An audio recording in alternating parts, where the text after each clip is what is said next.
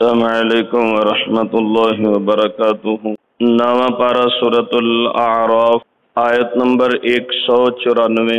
اعوذ باللہ من الشیطان الرجیم، بسم اللہ الرحمن الرحیم۔ ان الذین تدعون من دون اللہ، بے شک جن لوگوں کو تم پکارتے ہو اللہ کے سوا، عباد امثالکم، وہ تمہاری طرح ہی بندے ہیں۔ فدعوہم، پس بلاؤ انہیں، فلیستجیبوا لکم، اور وہ دیں جواب تمہیں، ان کنتم صادقین، اگر تم سچے ہو۔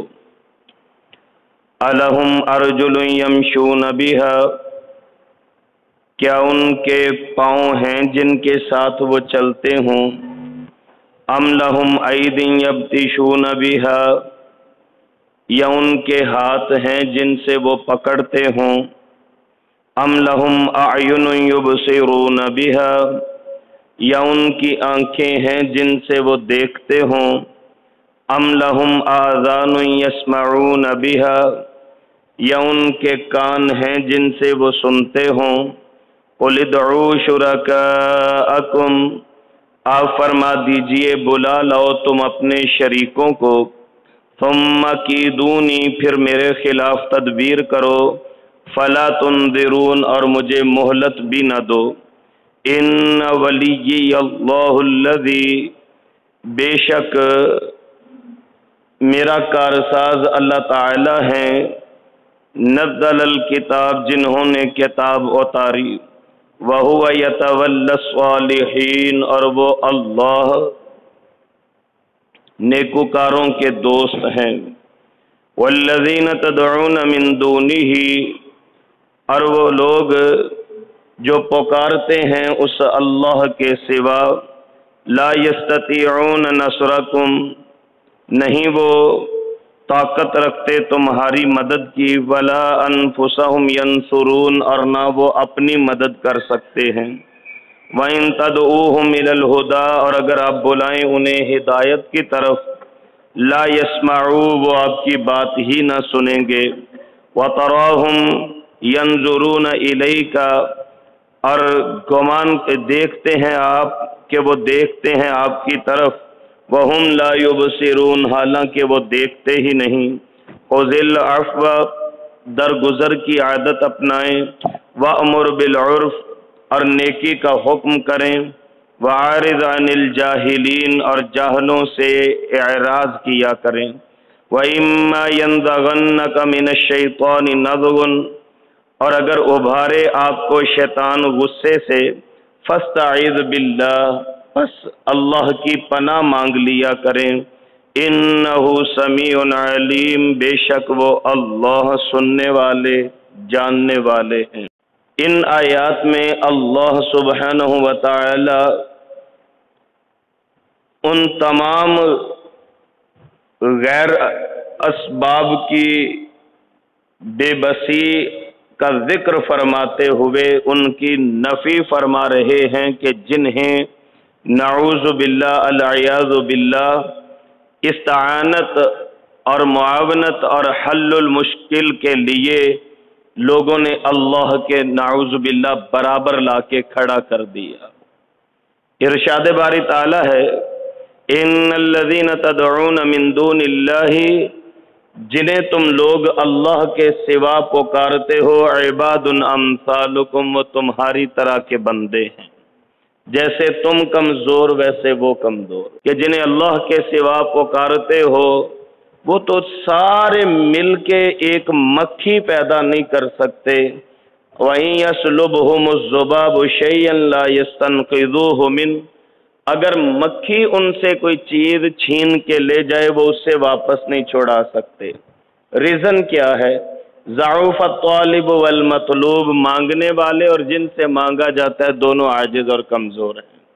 اس کے مقابلے میں اللہ سبحانہ وتعالی کی ذات اقدس، اللہ قدرت والے ہیں، علی کل شیء قدیر ہیں، فعال لما یرید ہیں، اور اللہ رب العالمین الوہاب اپنے بندوں کو عطا فرمانے والے ہیں۔ یہاں پہ فرمایا عباد امثالکم، تم بھی کمزور وہ بھی کمزور، وہ تمہارے جیسے بندے ہیں، فادعوہم، چیلنج کیا جا رہا، بلاؤ ہاں بلاؤ انہیں، فلیستجیبوا، چاہیے کہ وہ تمہیں جواب دیں، ان کنتم صادق فلیستجیبوا لکم، وہ تمہاری پکار کو سنیں اور جواب دیں، ان کنتم صادقین، اگر تم سچے ہو۔ تو یہ صفت عالی بھی میرے اللہ کے شیان شان ہے۔ وَإِذَا سَأَلَكَ عِبَادِي عَنِّي فَإِنِّي قَرِيبٌ، میرے بندے جب آپ سے میرے متعلق پوچھتے ہیں فَإِنِّي قَرِيبٌ، ان کو بتا دیجئے میں بڑا قریب ہوں۔ اجیب دعوت الداعی اذا دعانی فلیستجیبوا لی ولیؤمنوا بی لعلہم یرشدون، چاہیے کہ میرے بندے مجھے پکارتے رہیں، میں ان کی پکار کا جواب دوں گا۔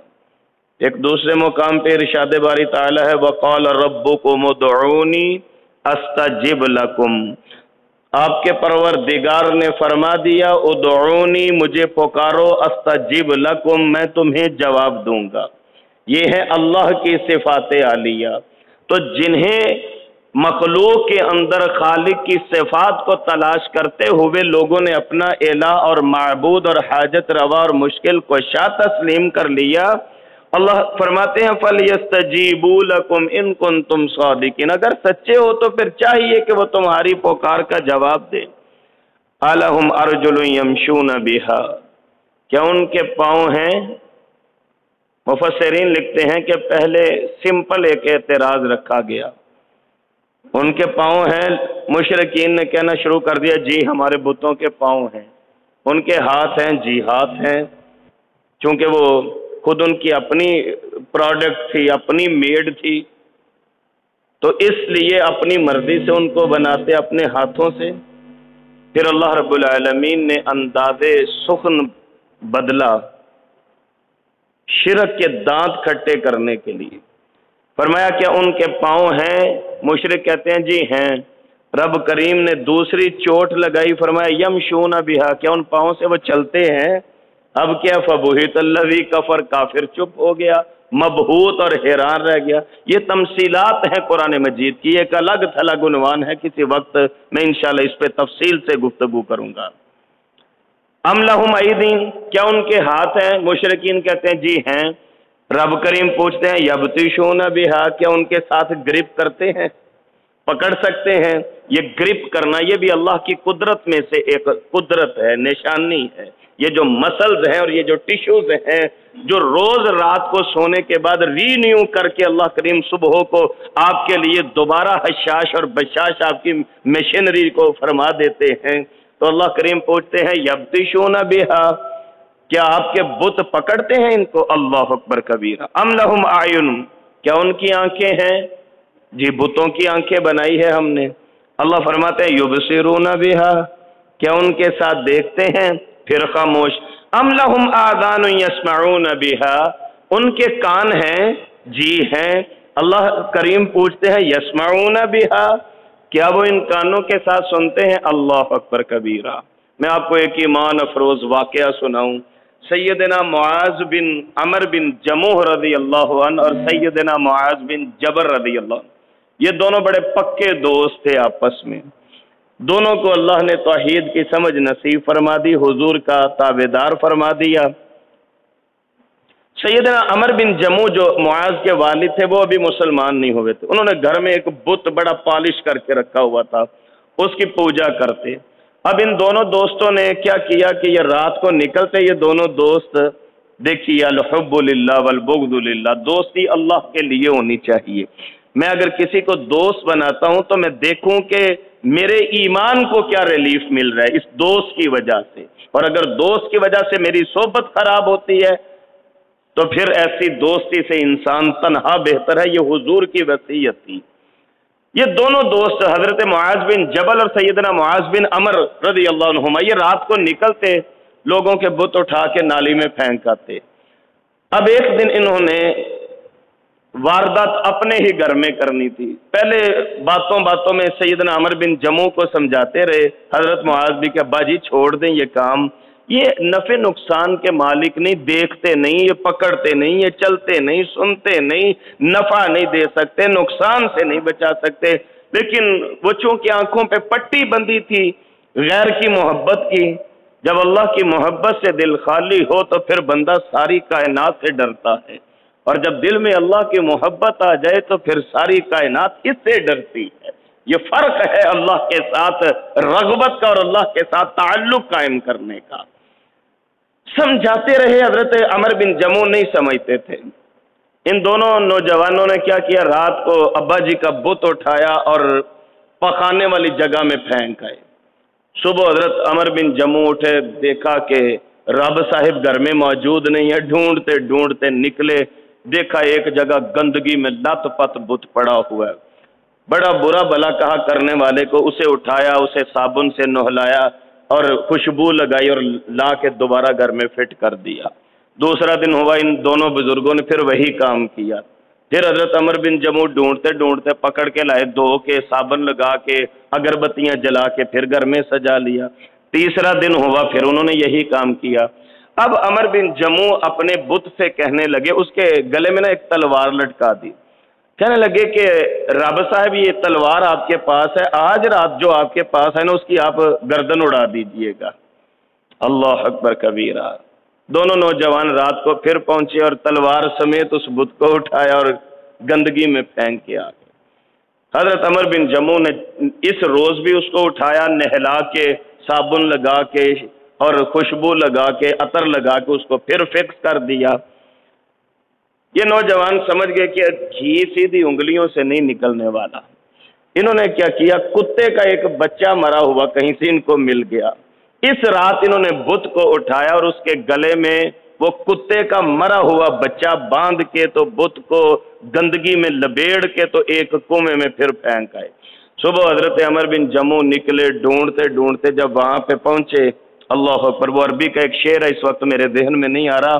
حضرت عمر بن جموع اس موقع پہ کھڑے ہو کے کہنے لگے، اور تجھے کہا تھا میری بھی حفاظت کرنی ہے اپنی بھی، تو مرے ہوئے کتے کے ساتھ کنویں میں پڑا ہے، میں آج کے بعد توبہ کر کے اپنے حی قیوم اللہ کی عبادت اور توحید کا اعتراف کرتا ہوں۔ پھر یہی حضرت عمر بن جموع تھے جو میدان احد میں انگور کھاتے ہوئے آئے، ایک ٹانگ سے لنگڑا کے چلتے تھے، تو پوچھنے لگے حضور اللہ کی راہ میں لڑوں گا کیا ملے گا؟ فرمایا جنت۔ انگور پھینک دیے، کہنے لگے اب جنت میں جا کے انگور کھاؤں گا۔ اللہ اکبر، جب توحید کی سمجھ آ جائے پھر کیفیت یہ ہوتی ہے۔ کہنے لگے حضور اب میں جنت میں جا کے انگور کھاؤں گا۔ انگور پھینک دیے اور کافروں کی صفوں میں گھس کے اتنا لڑے کہ شہید ہو گئے، اور شام کو جب لاشوں کو اکٹھا کیا گیا تو حضور نے روتے ہوئے فرمایا تھا، یہ لنگڑاتا ہوا میدان میں آیا اور میں دیکھ رہا ہوں لنگڑاتا لنگڑاتا اللہ کی جنت میں داخل ہو چکا ہے۔ تو یہ فرق ہے اللہ کی عبادت اور غیر کی عبادت میں۔ اللہ کریم ارشاد فرماتے ہیں، ان سے پوچھئے ام لہم آذان یسمعون بہا، یہ جن کو تم پکارتے ہو کیا یہ سنتے ہیں؟ سیدنا ابراہیم علیہ السلام کا تذکرہ آج کل ذی الحجہ کی مناسبت سے ہر زبان زدام ہے، عید الاضحیٰ کی آمد ہے، تو آپ کو یاد ہوگا کہ حضرت نے بھی اپنے ابا جان کو یہی دعوت دی تھی سورہ مریم کے اندر۔ فرمایا یا ابت لم تعبد ما لا يسمع ولا يبصر ولا يغني عنك شيئا یا ابت انی قد جاءنی من العلم ما لم يأتك فاتبعنی اهدك صراطا سویا یا ابت انی اخاف ان يمسك عذاب من الرحمن فتكون للشیطان ولیا یا ابت لا تعبد الشیطان ان الشیطان كان للرحمن عصیا۔ ابا جان ان کی عبادت کیوں کرتے ہیں جو آپ کی منفعت اور آپ کے نقصان کا اختیار نہیں رکھتے؟ اللہ کریم فرماتے ہیں قل ادعوا شرکاءکم، میرے محبوب کریم صلی اللہ علیہ وسلم ان سے فرما دیجئے بلاؤ بھائی اپنے شریکوں کو، ثم کیدونی فلا تنظرون، میرے خلاف کوئی چال چلنی ہے چل کے دکھاؤ، اگر میرے خلاف کوئی تدبیر کرنی ہے سازش کرنی ہے کرو، فلا تنظرونی، مجھے مہلت بھی نہ دو۔ یہ اتنا بڑا چیلنج کیوں دیا جا رہا ہے؟